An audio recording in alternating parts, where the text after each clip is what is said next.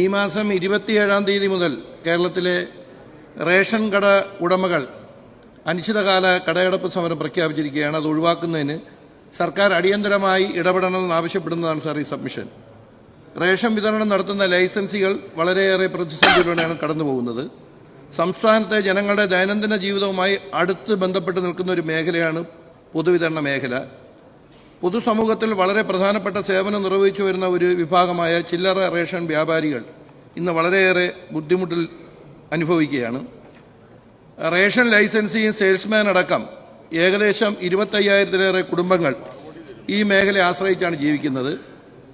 വളരെ തുച്ഛമായിട്ടുള്ള പ്രതിഫലം വാങ്ങിയിട്ടാണ് ഡീലർഷിപ്പ് അവർ നിലവിൽ നടത്തിക്കൊണ്ടു പോകുന്നത്. അത് വലിയ കടബാധ്യതയിലേക്ക് അവരെത്തുന്നതിന് സാഹചര്യം ഒരുക്കുന്നു. കഴിഞ്ഞ 7 വർഷം മുമ്പാണ് അവരുടെ വേതന പാക്കേജ് സർക്കാർ അംഗീകരിച്ചത്. അന്ന് അത് 6 മാസത്തിനകം പുനഃപരിശോധിക്കാമെന്ന് ബഹുമാനപ്പെട്ട മുഖ്യമന്ത്രിയുടെ നേതൃത്വത്തിൽ നടന്ന ചർച്ചയിൽ ഉറപ്പ് നൽകിയിരുന്നു.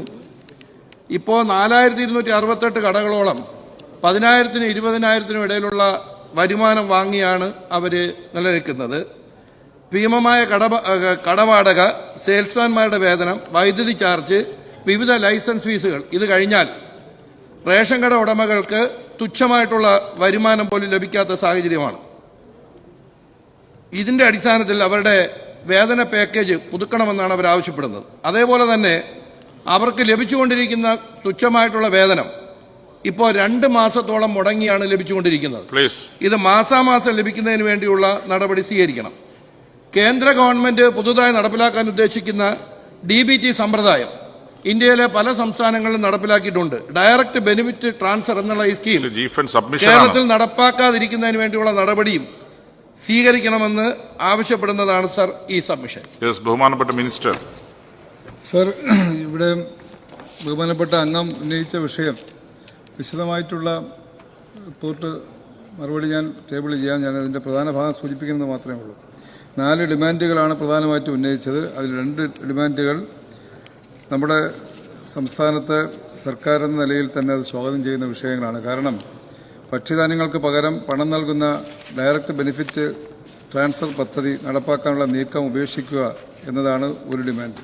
റേഷൻ വ്യാപാരികൾ ഉന്നയിച്ചിട്ടുള്ള മറ്റൊരു ഡിമാൻഡ് കേന്ദ്ര അവഗണന അവസാനിപ്പിക്കുക എന്നുള്ളതാണ്. ഈ 2 ഡിമാൻഡുകളും സർക്കാർ സ്വാഗതം ചെയ്യുകയാണ്.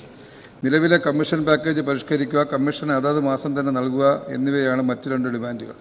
ഈ 2 ഡിമാൻഡുകളെയും പൂർണ്ണമായി തള്ളിക്കളയുന്ന നിലപാടല്ല സംസ്ഥാന സർക്കാരിനുള്ളത് എന്ന കാര്യം ഞാൻ ഈ സഭയെ അറിയിക്കുകയാണ്.